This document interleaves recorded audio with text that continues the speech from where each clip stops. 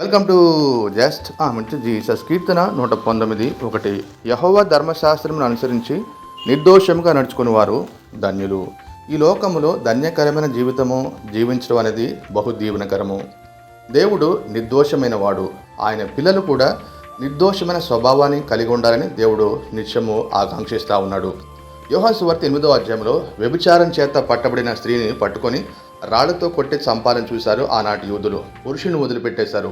యేసుప్రభు ఎదుర్కొని, మీలో పాపము లేనివాడు, మీలో దోషము లేనివాడు మొట్టమొదటిగా ఆమె మీద రాయి వేయమంటే పెద్దలు మొదలుకొని చిన్న పిల్లల వరకు కూడా అక్కడి నుంచి వెళ్ళిపోయారంట. ఏ ఒక్కరూ శిక్షించలేదు. అంటే వారు రాళ్ళు వదిలిపెట్టారు కానీ వారి దోషాలు, వారి పాపం మాత్రం మానలేదంట.